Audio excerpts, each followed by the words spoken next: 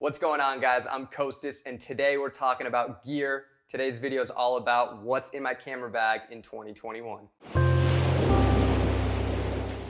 I made this video last year in 2020 talking about what was in my camera bag at the time, but since then I've made some upgrades, some changes, and I wanted to tell you guys what I'm rocking with now, what I'm shooting with these days, and why I made certain upgrades. So the first item inside of my camera bag that I take with me is Ollie Nutrition, which just so happens to be today's sponsor. Guys, I actually partnered up with Ollie at the beginning of the year, and since then I've incorporated their products into my everyday lifestyle. I actually love them and genuinely take them on a daily basis. I want to talk to you guys a little bit about them, what they can offer you, and why I think they're so great. What's so great about Ollie is that they have a bunch of different products that all help you look and feel your best. For example, we got glowing skin for hydrated, youthful skin. We have the active immunity and elderberry for immunity support. We also have sleep, which is great for a healthy sleep cycle. But the one that I really want to talk to you guys about is inside my camera bag, and this one is the Goodbye Stress Keep Calm and Stay Alert. So the reason I want to talk to you about the Goodbye Stress gummies is because I take these on a daily basis.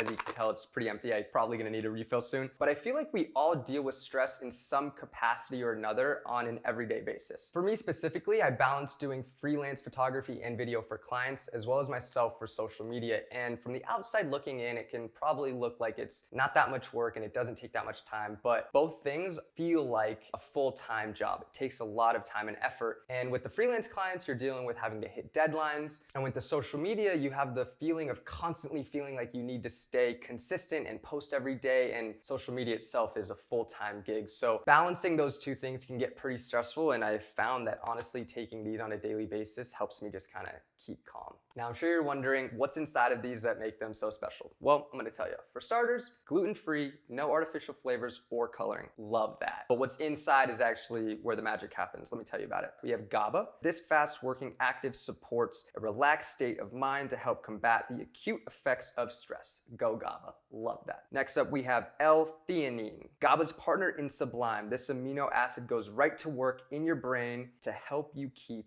you're cool. We love to stay cool under pressure, baby. And then the last thing is lemon balm, a soothing botanical that has been used for centuries to help quiet the mind. So yeah, guys, this stuff is really good. And again, Ollie has a bunch of different products. If the stress isn't for you, I'm sure they have something that you can incorporate into your daily lifestyle to help you feel better and look better. Their information and a link will be in the description bar below, so go check them out. And without further ado, let's get into the actual camera gear inside my bag. Let's start with the actual bag. This is actually the same bag that I've been using since last year. It's from Douchebags. This bag's been great. It stood the test of time. The build quality is like super solid. I feel like I can toss this wherever and I don't have to worry about my gear, you know, getting messed up or anything like that. So the quality of this is great. The only thing, my only gripe with this bag, it came with this camera insert, which I actually had to buy separately. And it's cool. It's just not that big. As I've accumulated more gear, this small of an insert has just started to not cut it. They do actually offer a bigger insert, so instead of having to buy a whole new bag, I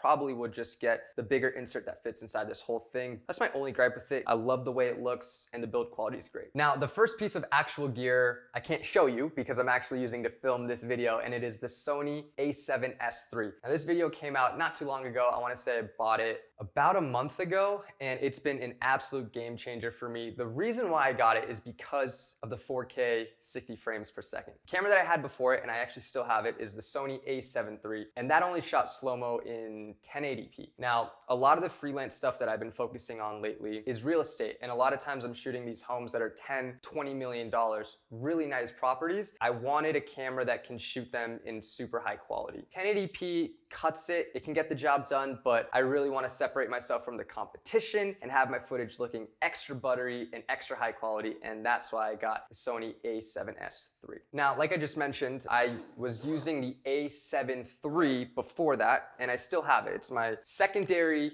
body, but actually it's still my primary body for photos. The a7S III, the photos are fine. It takes, you know, decent quality photos, but they're only 12 megapixels. The a7 III is a 24 megapixel megapixel camera. So I definitely still use both, but the A7 III is what I use mainly when I'm shooting photos, and the A7S III is what I use to film video. Overall, the A7 III is a killer camera, not crazy expensive in the world of like mirrorless DSLR cameras. If I do upgrade this camera, it'll be probably to one of like the A7R series, which are more focused for photo, but I'm in no rush to do that. This is perfectly fine for what I use. So having the A7 III and the A7S III, two different cameras, has been perfect and kind of a dream of mine to have two bodies. Now let's talk about lenses. I'll get to this one in a sec, but the one on my A7S III right now is the 16-35 G Master f2.8. This thing I've had for, I want to say, a little over 2 years now. It's on my camera damn near 90% of the time. I absolutely love it. It's probably my favorite lens that I've ever shot on. Just because of what I do, I'm so run and gun, and I'm typically shooting mostly like wide angle stuff, specifically real estate. It is the perfect camera lens for me. As of now, 16-35,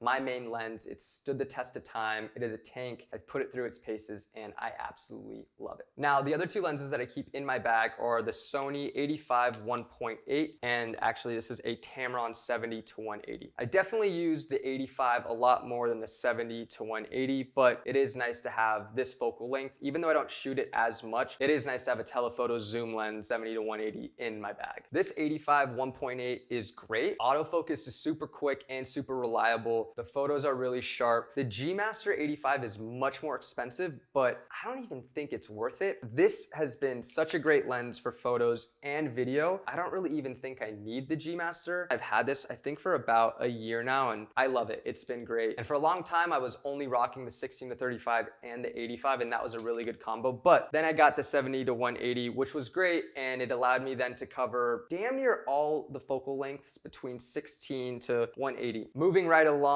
we have my drone. Now, this is a Mavic Pro 2. I've had this, I want to say, for almost a year. I love it. And I was actually super surprised at how crazy the quality is on this drone, especially for the size. I actually shot a music video a few months back. I used a red cinema camera to shoot that, which is what they use to shoot actual movies on. And I use this as the drone. And when, comparing the footage quality side by side, this held up. I think that says a lot that you can get a drone for like $1,300 or $1,500 and have the image be comparable to a red cinema camera. This quality for this size and this price is pretty impressive, and I absolutely love it. Now, the next items that I have in my camera bag are ND filters. The ones that I have are from Polar Pro. So I have the Peter McKinnon, the 2 to 5 stop, and I have the 6 to 9 stop, and then these are just the Polar Pro ones for my drone. Now, if you don't know what an ND filter is, just think of it as sunglasses for your camera. If you don't have ND filters, I highly recommend them. Again, these are the ones from Polar Pro. They are a little bit more expensive, but you get what you pay for, and I really like these, and they've been a lifesaver in certain situations when,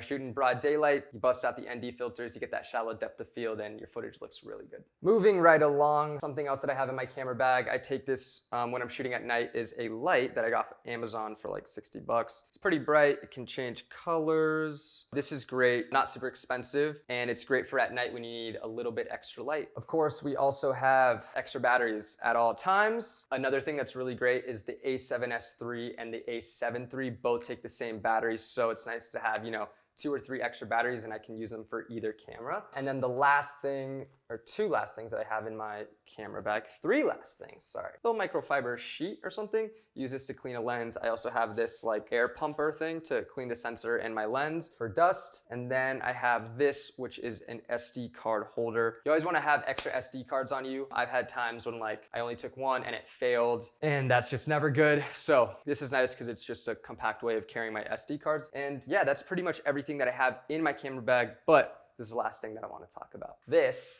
is the Ronin S2, and I recently got this. I used to use the Ronin S, and that was great. I used that for about a year and a half, I think almost 2 years. They came out with this not too long ago, and this thing is badass. Not only do you see that it locks like this, so when it's just sitting upright, these things don't move. You can also like move one at a time to help balance. On top of that, it has this LCD screen on the back, which is great. It's a lot lighter and it's more powerful, which is crazy. Also, these handles are great. One cool function about this is I can move this, turn it, tighten this up. and then you're rocking like this, underslung mode. It's great. This thing is super buttery smooth. Oftentimes I don't even need to throw warp stabilizer in post because of how smooth this is. But let me tell you, when I'm shooting with the Sony a7S III, 16-35 G Master, and this DJI Ronin S2, man, I feel like a boss because it's unbelievable the quality of footage that I can get. So this thing has been a great upgrade. That does it. I hope you enjoyed this installment of What's in My Camera Bag 2021. I'll probably make another one in a year from now when I have more gear, different gear, we'll see. I hope you guys enjoyed this video. If you did, please consider subscribing and give this video a thumbs up. Again, Ollie Nutrition, if you want to check them out, link will be in the description bar below. You can also find me on Instagram and TikTok, and of course, links will be in the description bar below. That does it for this video. I'll see you guys in the next one.